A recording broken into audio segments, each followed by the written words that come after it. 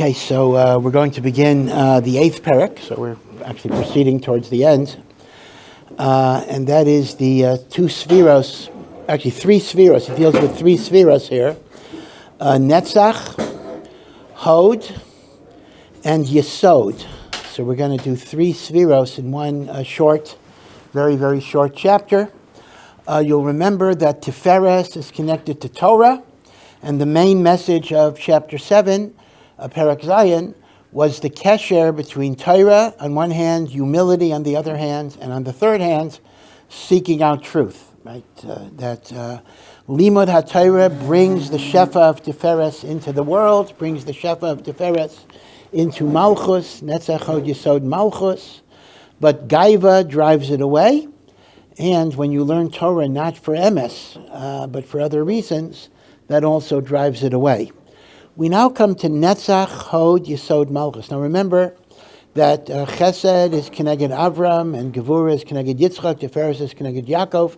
Netzach is Moshe, Hod is Aaron, Yesod is Yosef, and Malchus is David HaMelech, right? That's the human representation of these spiritual forces.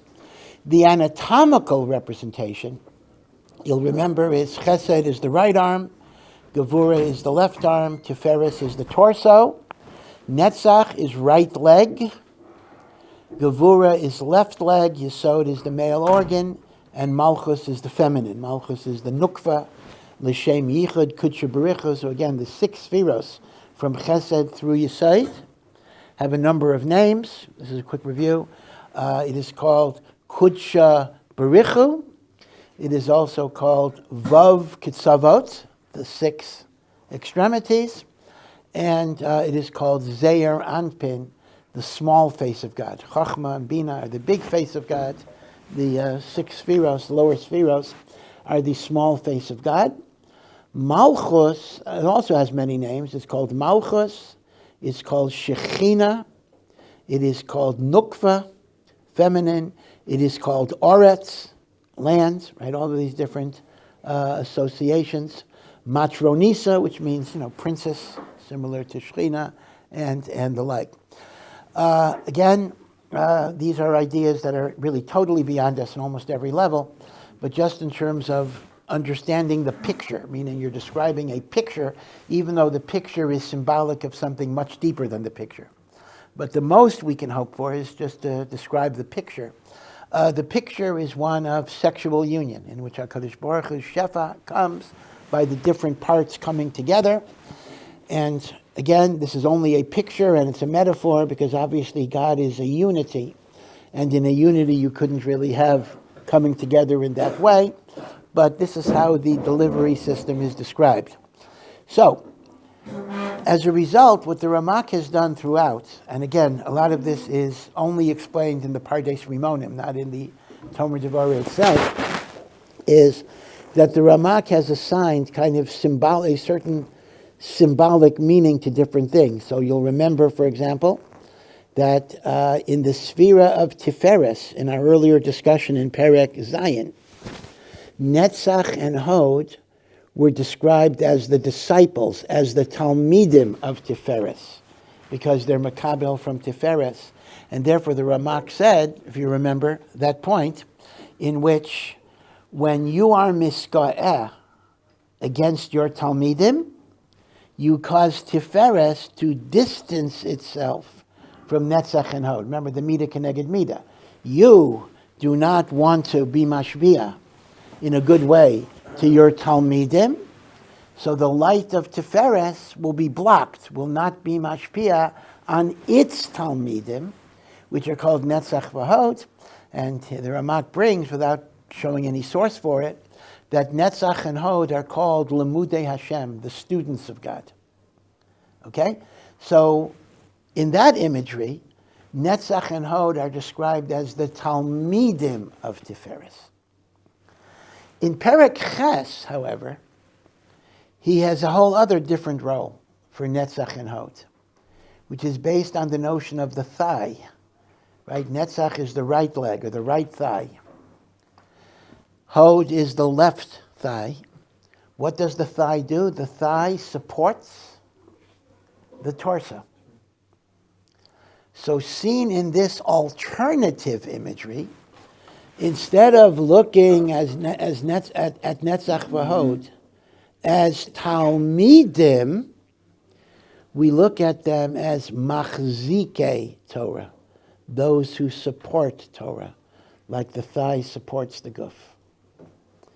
And therefore, the basic thesis of the 8th parak is, if you want to link to the light of Netzach and Hod, you must become a machzik Torah. So I see the difference.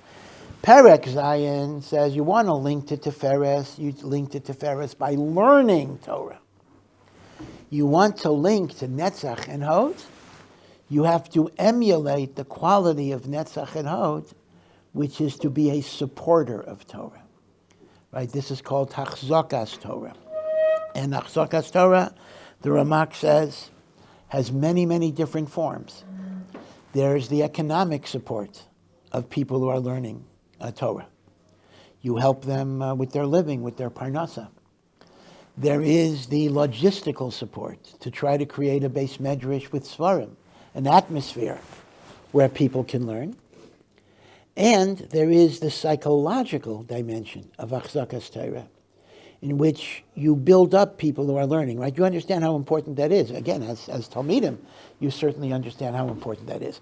Sometimes you can have a guy who's willing to write a big check, but he's really not machshav. It's like you're beggars.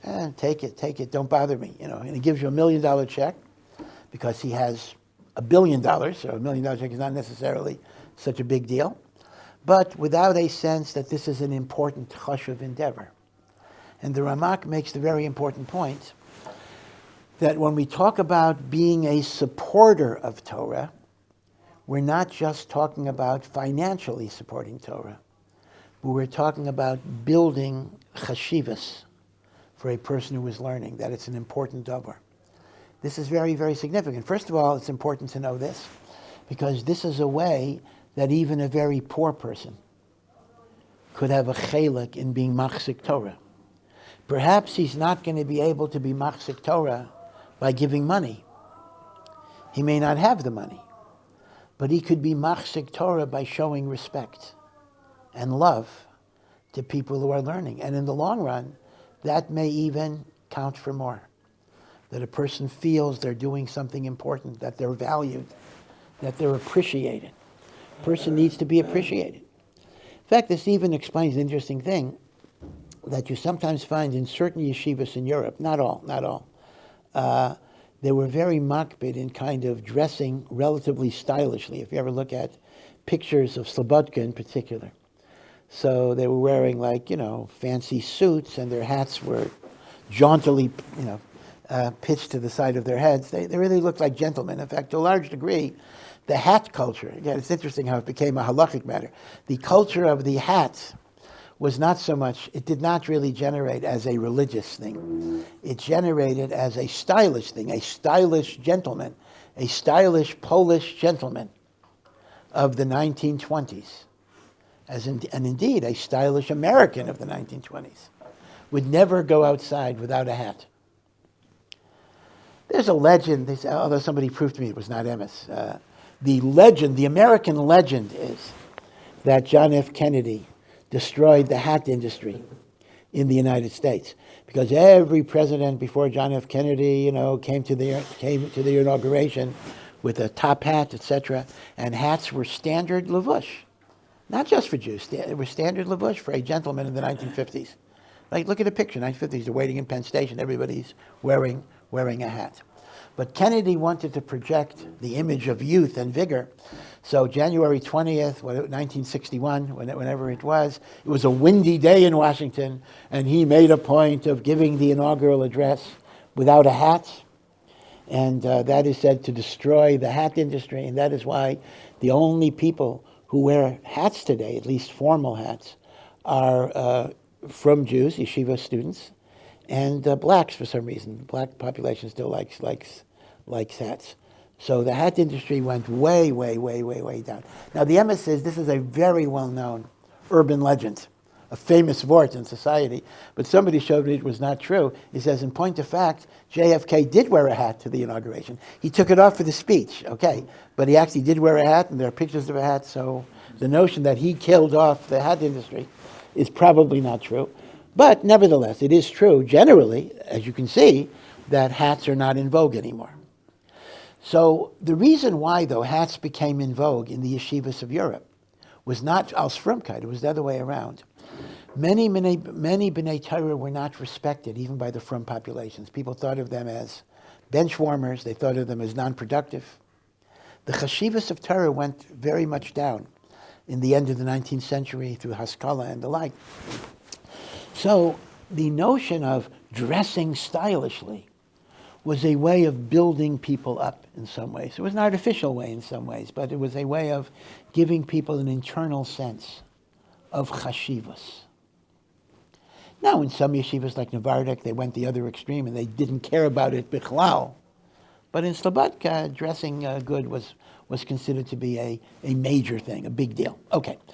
The point I'm making, though, is just here, the Ramak's point is a very critical point.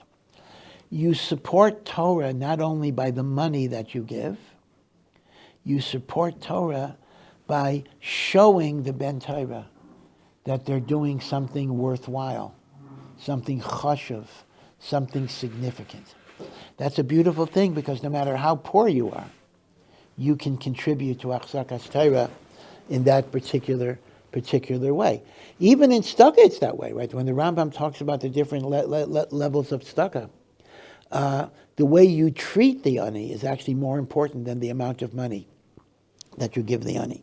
So, therefore, based on this idea, Netzach and Hod morph into a different metaphor, meaning in the perek on Tiferes, Netzach and Hod were called the Talmidim of Tiferes, and the lesson was, if you want the Rebbe Tiferes to be mashpia on the Talmidim of Netzach and Hod, you have to be a Rebbe who is mashpia in a good way on your Talmidim.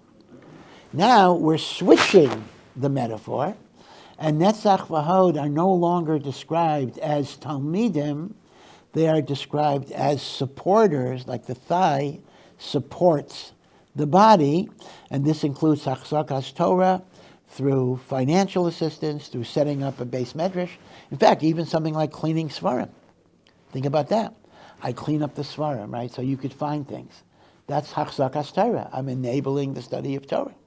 Okay? And, most importantly, the psychological chizuk you give people who are learning Torah. That's why, for example, if a Talmud is making a siyum, so it's important really that everybody go to the siyum. And I might say, well, why do I didn't finish the Masechta, why do I have to go to the siyum?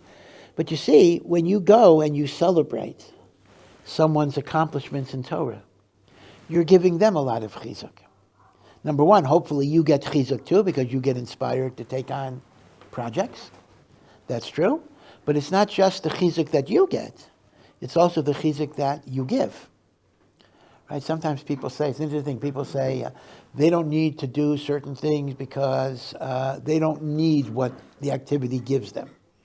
But sometimes the response is, okay, maybe you don't need it, but maybe they need you. Right? Sometimes you're needed, it's not just what you need, it's what you're needed for. Right? So that's something to remember, that when you celebrate the accomplishments of people in Torah learning, you are giving them chizuk and encouragement and inspiration. And that is the great, great merit. It's not the merit of learning Torah, it's a different inyan. It's the merit of hachzokas Torah. The Gra says that these two aspects of hachzokas Torah, one is financial, and the other is psychological. And in the middle we have making a base medrash, but the two basic ones are financial and psychological, are actually the meaning of the pasuk that we say. It's from Mishlei, and we recite this pasuk every time we put back the Sefer Torah, right? It's set to music as well. Eitz chayim hi l'machazikim ba. The Torah is a tree of life to those who support it. V'tomcheha, which also means those who support it, mu'ushar, are blessed. So you'll notice there are two terms. which are translated in English roughly the same way. Machzikim ba, those who are machzik, those who support. V'tomchecha. A tomech is also a supporter. Machzik, v'tomech. So the Gra says, without really explaining why linguistically each word is chosen, he doesn't really explain that, but he says that these are the two aspects of supporting Torah. One is with your checkbook, and the other is with your validation. And both are important, and the validation may even be more important. And therefore, Netzach and Hod. Now, it's interesting.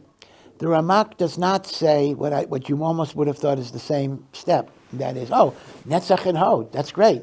They represent Machzikei Torah. So it's very tempting to say one represents the financial and one represents the psychological.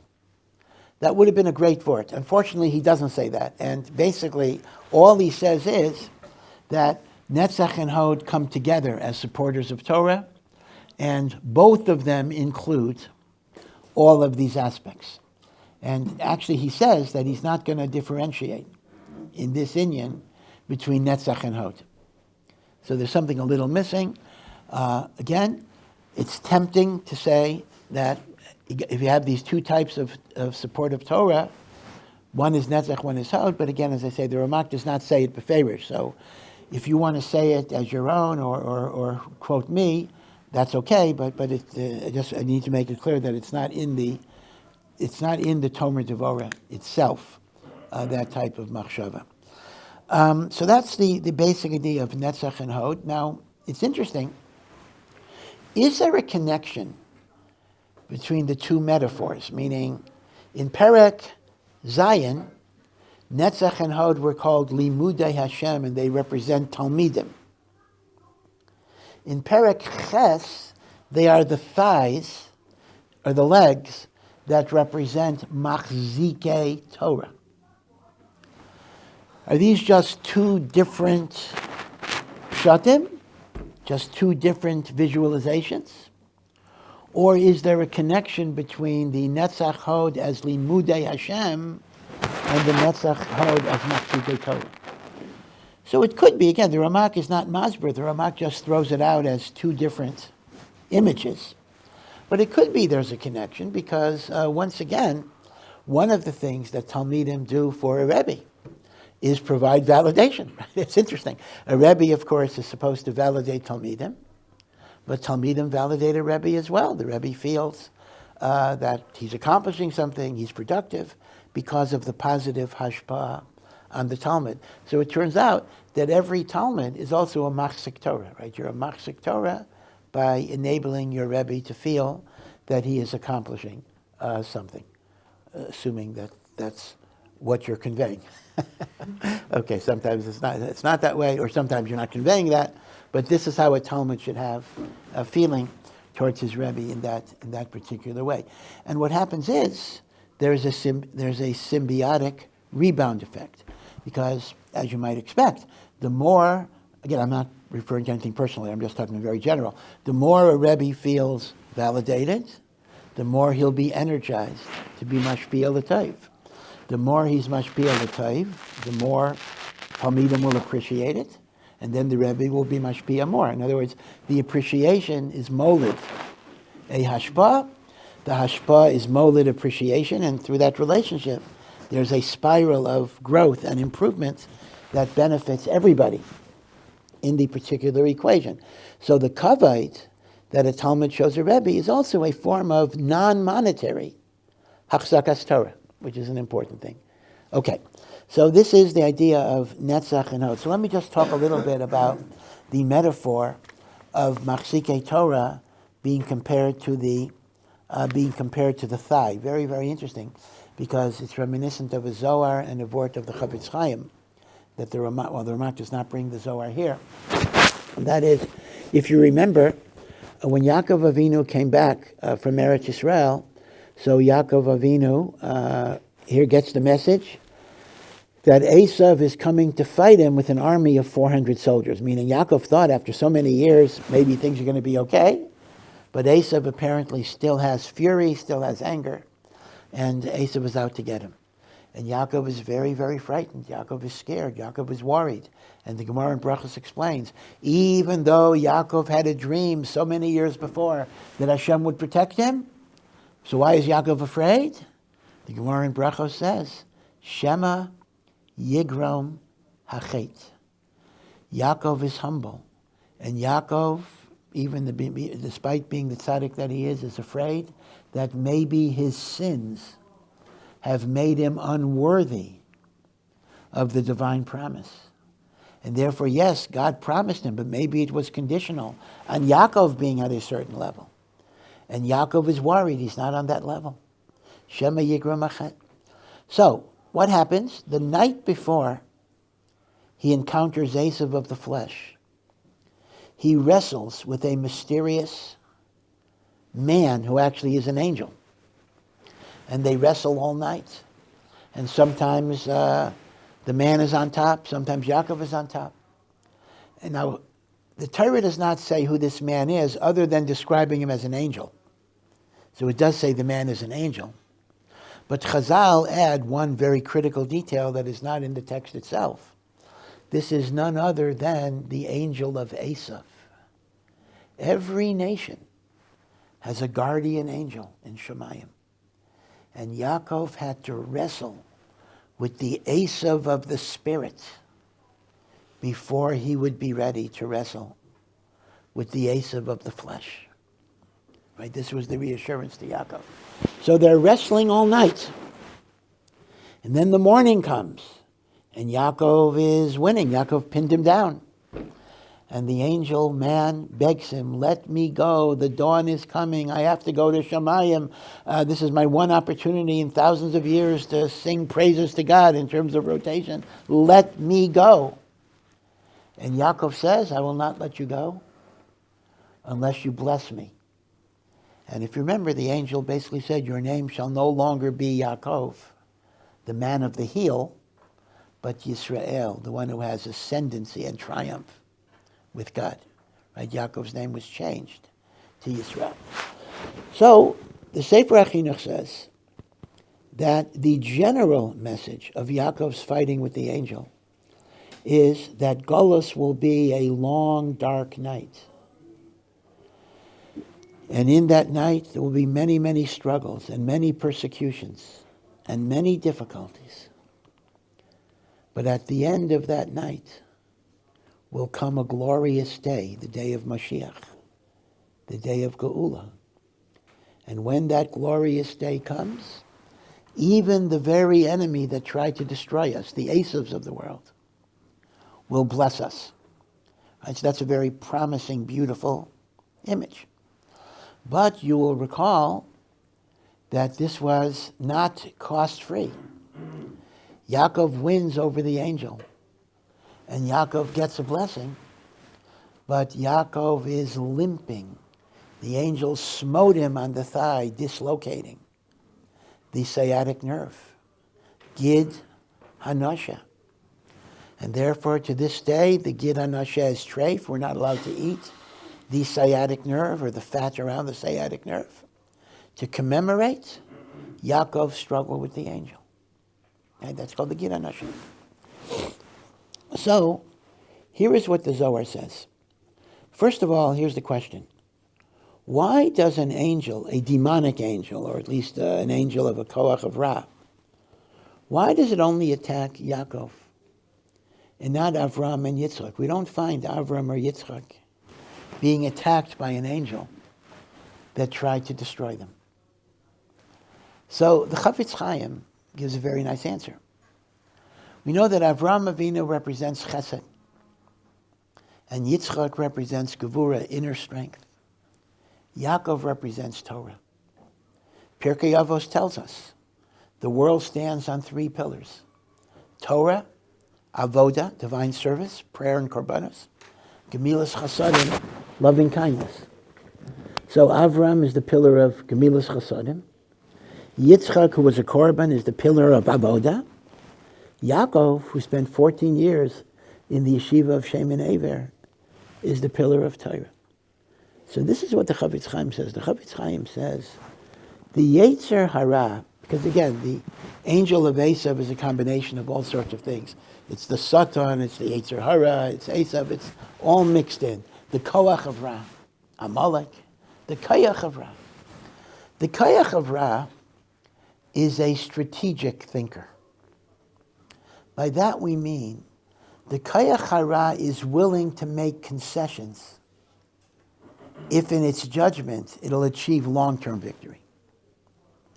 So, the Yetzer Hara is willing to let Jews do Abraham's thing, which is chesed, because a Yiddishkeit that is based on chesed primarily is not going to endure. It'll peter out after a while.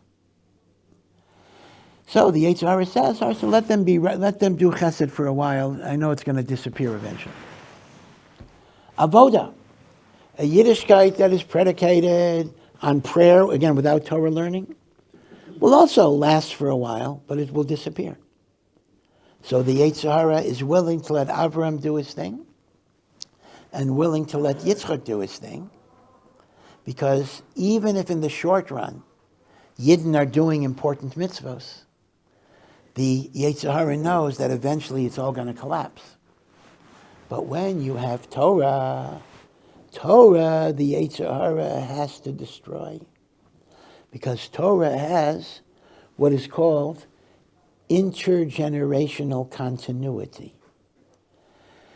Meaning, from Torah you will come to chesed and avoda, but it'll be in a permanent way. And that the Yetzer Hara has to destroy. So the attack against Yaakov was an attempt to destroy the commitment of the Jewish people, or Yaakov's progeny, to limud haTorah. That's why the Yetzer Hara tolerates the Avraham Avodah and tolerates the Yitzchak Avodah, but cannot tolerate the Yaakov Avodah, because the Yaakov Avodah would be a total victory for Kedusha and defeat the Koach of Tumah. So again, I think I mentioned before that if you look at, let's say, history of Orthodox Judaism in the United States, you actually see the Chafetz Chaim's analysis actually carried out. You know, the first, I don't mean just Orthodox, I mean Judaism generally. You know, the first major way, I mean, there have been Jews around since colonial times and before colonial times, but the first major immigration of Jews to the United States was the mid-19th century, like around the 1850s, a little before the Civil War and right after the Civil War. And they were mainly relatively well-off German Jews. They were Jews from Germany, largely not religious. Most of them were Reform, assimilated already, and the like. They're the ones who founded all of those investment banking, Lehman Brothers, Goldman Sachs. They come from the old German families who came here in the 1850s, 1860s. Now, they were not particularly religious in any way, but they were very committed to social welfare. They created hospitals, Jewish hospitals. Like, why are there Jewish hospitals? I mean, many have said, other than, okay, in Israel, of course, the purpose of a Jewish hospital, actually all hospitals are Jewish, is hopefully to keep halacha, like Shari Tzedek. But a Jewish hospital in America largely doesn't keep halacha anyway. So why are there Jewish hospitals? The answer is a Jewish hospital today, unless it's committed to halacha, is really a remnant of an earlier time when Jews did not have access to regular hospitals, so they created special Jewish hospitals. Now it's kind of an anachronism. But the German generation created social welfare institutions, whether they be hospitals, burial societies, loan funds, even country clubs, Jewish country clubs. That was treated as gemilos chasadim for those who couldn't get into the Geisha country clubs and the like. Now, the result of that was that most of the second and third generation was not even identifiably Jewish. They intermarried, they changed their names. They left Reform Judaism. They simply became not Jewish, legamri. Some of them actually converted to Christianity to get professionally advanced and the like. So the Yiddishkeit based on chesed dissipates after a while. The next generation came in the 1880s, 1890s, And this was the aftermath of some very severe pogroms in Russia. And this class of Jews were mainly Polish, Russian, mainly Orthodox, but very poor, very uneducated. I mean, they were uneducated secularly for sure, and actually largely in Torah they were not that educated either. I mean, they were Orthodox, they were from, but they were not learned. There were no yeshivas in America at the time.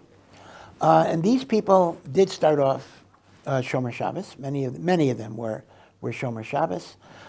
There was a lot of tension between the successful, assimilated, wealthy German Jews and kind of the poor Polish Jews. And often the Germans were ashamed or embarrassed of what was scornfully called Ostjuden, I mean Eastern Jews. They said they were like beggars. They didn't like them at all. That gave them a bad taste in their mouths, etc. But they did emphasize many, many shuls. They built magnificent shuls. Some of them were very magnificent. Stained glass shuls. Shtiblach, of course, hundreds of shtiblach. So their Yiddishkeit was not based on Torah learning, but it was based on avoda. Have a shul, have a minyan, go to shul 3 times a day, and that was an important thing. But that had no staying power. The newer generations didn't see anything in it, and they left. And by and large, therefore, this is what's called the lost generation. The children of the immigrants of the 1880s and 1890s, they largely also left Judaism. That's why the Young Israel movement was founded, to try to recapture the children of those immigrants, right? Because the immigrant shuls were all Yiddish-speaking, etc., and the young teenagers who wanted to become assimilated into America didn't want those old-fashioned things. So the Young Israel movement was created to kind of have English-speaking, singing, dances. Okay, that's a part of the Young Israel movement. It's a little controversial, but it was a way of keeping people in the fold at the time. Again, I'm being married here just to show you that it's also an oversimplification. First wave of immigration focused on chesed, and you had the German assimilation. The second wave focused on avoda, Beis Knesset. And there too you eventually had the lost generation. The vibrancy and growth of Torah, of Yiddishkeit in America came primarily after World War II, when people who came after the Holocaust were very, very committed to creating day schools and yeshivos and kololim and the like. And although obviously there's a lot of work to do in America, we're very far from everybody being from, and that's true in Israel too, but still, I think we would say that Orthodoxy in the United States is by far the most vibrant movement in terms of experiencing growth, and that primarily comes through Torah education on all levels, from preschool all the way to adult education, because it's only with Torah learning that a person understands what they're doing. It's not just the mindless, bagel and lox gastronomic Judaism, and it's not just the generic tikkun olam of the reform, although again, I'm not critical of that. There is certainly there is a responsibility to help people, but it just becomes a generic catchphrase for woke culture or whatever it is. Those things don't last. They really don't. Besides the fact that they're wrong, that's another issue. But they also don't last. They don't have staying power in particular. But Torah has this intergenerational capacity. So the Chafetz Chaim's words were very, very prophetic, because he says a Yiddishkeit based on chesed might be a beautiful thing, but eventually there's going to be assimilation. A Yiddishkeit based on avoda is a beautiful thing. But once again, people leave it after a while. It's only the Torah that gives you a sense of the why. Why am I doing things? What's the purpose of it? Where does it take me? That at that point you become committed. And Ein Achinami, you need all three. Nobody is saying all you need is Torah. The world stands on 3 pillars: Torah, Avoda, Gemilas Chasadim. Right? No one is negating the importance of all 3 pillars. But the Chafetz Chaim's argument is that through Torah you will come to the other 2 in a way that the other 2 are not going to bring you to Torah. And therefore, this is literally first among equals, meaning All of these pillars are important, but Torah is the most important, simply because Torah will bring you to the others in a way that has intergenerational continuity, nitzchias, and that is why the angel of Esau only wanted to destroy Yaakov and didn't care about what Avram was doing or Yitzchak was doing. Yeah. It's a little bit of a silly question, but what if one were to have two, like a Voda and like Chesed, like would that last longer? Well, it probably would have lasted longer, but I think even two is not going to get you with eternity. Because the truth of the matter is, obviously I was being oversimplistic. The German immigration also built some beautiful synagogues, and the Russian, Polish, Yidden also were Osig and Chesed. But the question is, what was their main emphasis? Did you want to say in there? Yeah. I was thinking asking that question and sort of going through it, but Chesed and Avoda, it looks like just in the way that it proceeded, that you had Abraham and you had Yitzchak, yeah. They were what you needed to eventually build a foundation for Torah. So why doesn't the Malach HaMavis get angry, get agitated in advance, right? That it seems that, fine, maybe this will just peter off and die, but maybe this is a foundation that really eventually Torah could come out of. Well, yeah, I hear what you're saying. What you're saying has some cogency to it, but I think the argument is that the Yetzer Hara also has to preserve its energies and choose its battles. Right. So it says, I'll attack the main thing. I'm not going to attack the periphery. Okay, so this is the Chafetz Chaim. But then the Chafetz Chaim brings a Zohar that Mamish ties into the Tomer Devorah. He says, the angel of Esau was trying to destroy Torah, take away Torah from the Jewish people. It was not successful, because there will always be Jews that will study Torah, no matter what the sacrifice, no matter what the cost. The angel cannot take that away. But the angel had a partial victory. The Zohar says, and it's mamish based on Netzach and Hod, that the thigh represents the supporters of Torah. So when the angel of Esau hit Yaakov on the thigh and Yaakov is limping, what was the angel's victory? That even though he could not destroy the Torah, he will weaken the support of Torah in the world.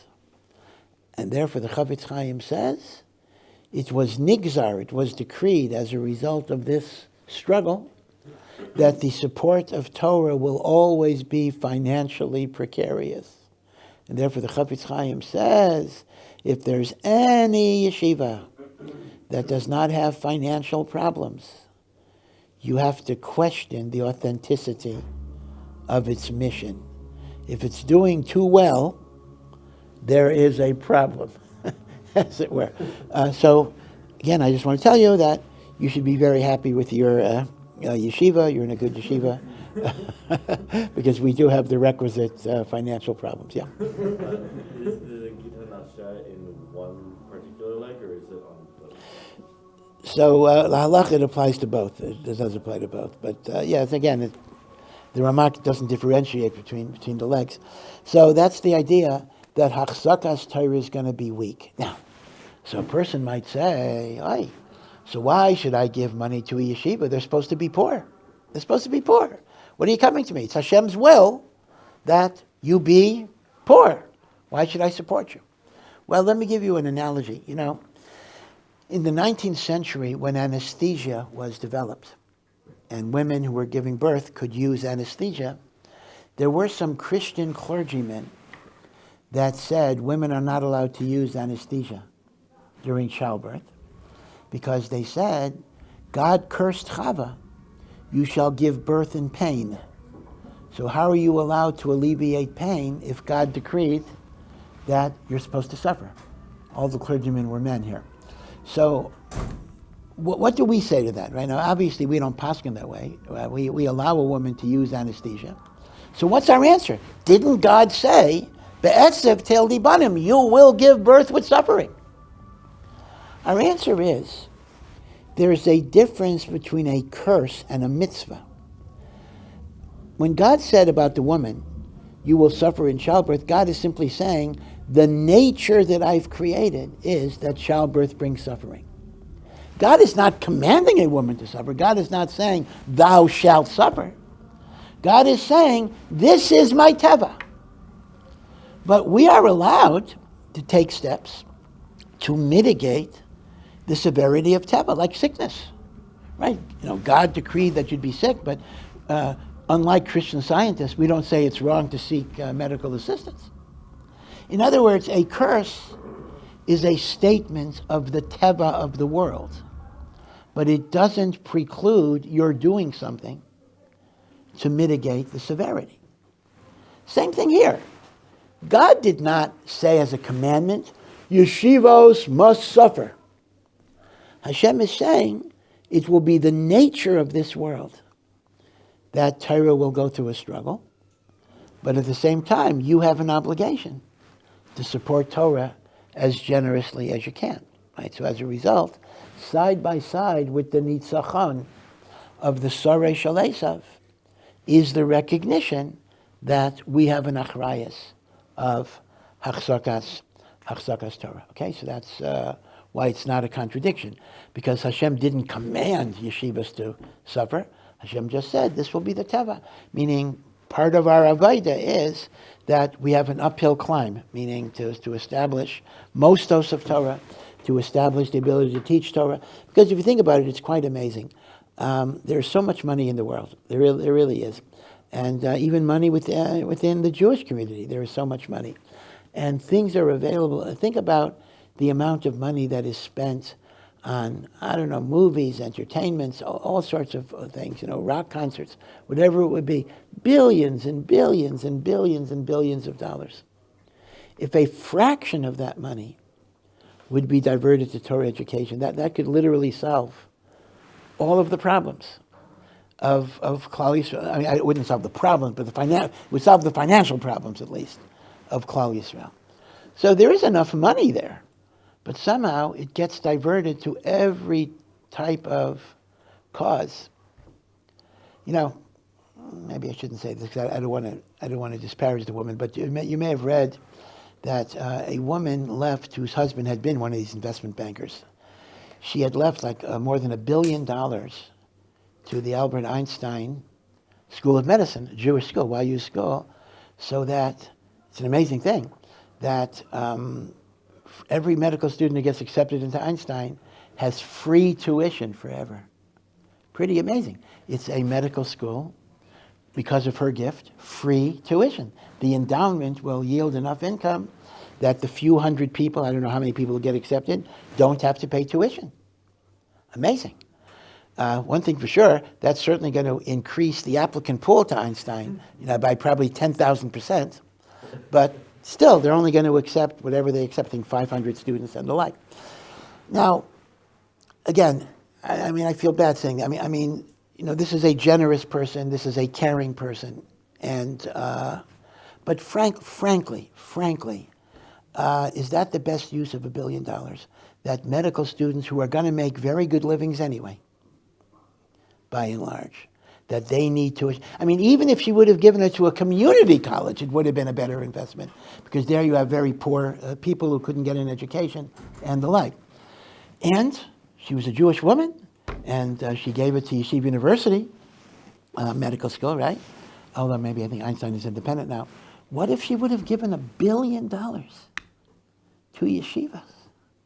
Can you imagine what that would have done? So again, I don't want to criticize her because her intentions were vadai good, very, very good. She's very, very generous.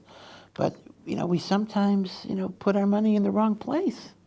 And imagine what this could have done. And yet, this is part of the nitzachon of the angel of Esau. That no matter how much money there is in the world, the yeshivas are only going to get a tiny little fraction of it. And we have a big, big achrayus in trying to be machzik Torah. Okay. Thank you for listening to this Awesome production. To find out more and to partner in our mission, please visit ohr.edu.